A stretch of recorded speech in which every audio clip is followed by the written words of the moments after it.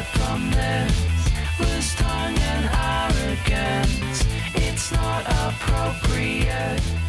We've sat down here in a nice temperate hotel room and we've gotten the soon-to-be boss of Sony Computer Entertainment Europe, Jim Ryan here, who should answer a few difficult questions about the PlayStation, the state of PlayStation. Now, let's start from what's huge now. You just announced a price drop of PlayStation 3. Where do you feel PlayStation 3 is at the moment right now in Europe? Well, if you stand back and look at it on PlayStation 2, which is actually still selling quite strongly in a number of markets in our PAL territory, the markets for which we are responsible, we're well in excess of 50 million units installed now. Now, as you heard yesterday on PS3, we're at present just over 22 million units installed. So not even halfway to what we achieved on PS2. So I think. The message to take from that is there's still a lot more business to be done on PlayStation 3, a lot more. I think one of the key aspects when you're looking at the success of PlayStation 2 was the fact that you had the period of hardcore games coming in the beginning, and then you sort of put on a different gear and you sort of prolong the lifetime of PlayStation 2. Do you see something similar happening with PlayStation 3? Yeah, I think so. If you look at the Scandinavian markets, franchises like SingStar were absolutely enormous up there, and I think they provided the sort of thing that you're talking about. And I think if you look at PS3, we very much see Move providing the same sort of turbo boost, but in a slightly different way, obviously. And I think the key to Move is obviously that it makes the process of playing the games much more accessible. So you've done two things. The prices come down to make the actual purchase decision for the hardware accessible, and now with Move, games become easier to play. And obviously, a number of the games that you saw at the show yesterday, the fitness game or Dance Star Party, are taking us into the sort of territory that you're speaking to on the experience that we had on PS2. Because I think from a public perception point of view, I think Microsoft have done a good job of sort of hammering in that Kinect was the winner, that Move didn't do that well, but you've actually sold quite a tremendous amount of Move units, and there's a lot of game that's supported out there, but you don't put it in the face as much as Microsoft are doing with Kinect. Is that a different strategy you have? Well, I think we're just focused on providing our consumers with great Move games to play. And making sure that our Move value propositions are as sharp as they can be. We'll let others do the talking, and we'll just carry on doing stuff. So it seems like as this position that you're inheriting in a few weeks here is like the position you want to be in if you want to shoot up to be Sony president over the whole company. So I guess this question is a little bit about like. Like if you were in that position and steering the whole ship, what do you feel like what can you do to make Sony even better than you are today and make it sort of even more focused on achieving success? Well, I think the strategies that the wider Sony is pursuing in terms of making Sony a truly networked organization, and networked internally, but also networked, having all of its products networked, consistent services, product offerings available, irrespective of whether it's a PS3 or a Vita or a Vio laptop or a Bravia television or some sort of camera, having a common network platform, which is the glue, and then consistent services offered to no matter whether it's music, whether you'll have it on your Vita, you'll have it on stored somewhere on your television at home, you'll have it on your PS3. I think it takes a long time, very difficult to implement this sort of strategy, but I think Sony's going in the right direction with this. So I wouldn't seek to change too much in the extremely unlikely situation that somebody asked me to run the whole thing. So speaking of, you briefly touched on the Vita. Of course, we're all waiting to find out when we might get to play it or get to buy it, I guess. You did touch on price at E3. Where do you think the timing lies for Europe, and when do you want to see it launch, and what sort of things goes into that decision?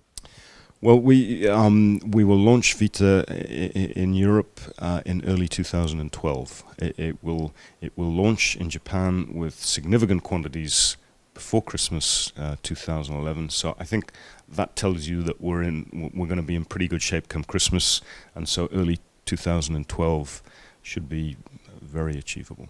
We've heard a lot about the first-party support that Weird is getting. We've heard some stuff about the third-party, but we haven't seen that many games. And so my thought here is like a thing like a game like Ruin, which is playable on PlayStation 3 and PS Vita. Will we see sort of PlayStation 3 games ported from third-party, and sort of will people buy two games, or could they play it, say, on both PlayStation 3 and PS Vita?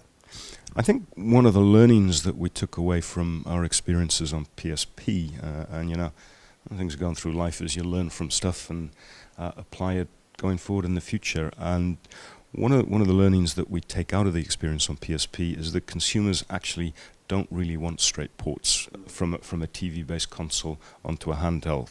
The kind of consumer conclusion appeared to be, well, I'll just play it on a PS3 then. So so there's that sort of fundamental logical objection. But then secondly, you've got a device there with some really fabulous new interfaces, and certainly from our own studios and in discussion with the third parties who are increasingly starting to get very excited about Vita. We're really encouraging people to say, hey, you've got all this stuff here, you make good use of it. And I think that's an interesting point to make, something that I observed, because I tried a Wii U at E3, and a lot of the stuff that Wii U does with its controller, you will be able to do with Vita and PlayStation 3 when it launches early next year. The things like using it as a controller, maybe having things on the screen that complements your gameplay, or even playing head-to-head like in Wipeout. I think one of the exciting things is that this is an area where developers it's up to the developers what they do with it, and the creative guys will exploit the interoperability in creative ways, I don't think we as an organization should be prescriptive and say you have to do this or you have to do that. I think let's just see what the creative guys do with it, and there could be some fun stuff coming. I think that's something that a lot of developers that I talk to who are under the Sony umbrella compliment you is the way that it works and the freedom they have within your branch, and maybe sometimes a little bit too much freedom, because some of the games tend to take a long time to get out. So how do you strike a balance between sort of being the firm publisher who says like we need to get this out at this point because it's important for the whole brand, and sort of giving the creatives the freedom they need to sort of maybe go in a different direction in the middle of development? It's a really good question, and as in most things in life, it's about balance. We do have a sort of a slightly different set of priorities to a straight software publisher, in that we have a software publishing business, which is very important, and we have to make that business profitable, but we also have a platform business, and one of the key tasks of the first-party development studios is to provide us with content that showcases the platform. So that sort of leads us to be, I think indulgent would be a wrong word to use, but it leads us to be perhaps more flexible, in areas such as time and deadlines than would be the case if we were just trying to do an annual iteration of a much-loved franchise. Our agenda is different. You sort of touched on how important PSN and the network is for the whole strategy of PlayStation. So what kind of lessons did you take from the PSN outage and when the service was down for whatever reason it was? But what kind of lessons do you think that and how does that strengthen PSN in the future? Well, we've obviously invested a huge amount of time and management effort and money to make the PSN more secure than it was earlier this year. I think it's also important to note that it wasn't just Sony. There are a whole range of organizations, including the FBI and the CIA themselves, who were the subject of hacks across many different countries, different sorts of businesses, government organizations. The list is kind of endless. But because we were one of the first, it was a more high-profile issue than some of the others. But so we've obviously realized that we have to increase our security, and as I say, we've taken many steps to achieve that, and fingers crossed, hopefully we will do this. One thing that you did announce yesterday was the fact that PS Vita games will be online. You can buy them online digitally on the same date as the games come out, and this is sort of touching upon an area where I feel you sort of run into some opposition before with PSP Go, because retailers weren't too happy about providing a hardware where people would just download games. So do you think that you've stricken the right balance there with having day one content, because it's not out on consoles day one digital releases yet? We have in fact done a small test with Infamous 2 where the digital release and the physical went together. I think we have found the right balance with Vita. The nature of the device and the nature of the people who are going to be buying the device, it's a digital connected device. It's only logical and sensible to make content available for download. But equally, we kind of value the role that our retail partners play in the gaming ecosystem, and really get that consumers also want to have the option of going into a store and buying a game. So offering both forms of distribution makes a lot of sense. And also more freedom in terms of the size of games, because there's a lot of talk like these days the iPhone and the iPad and all of that is sort of eating into the market of a traditional handheld, and you need to counter that in some way.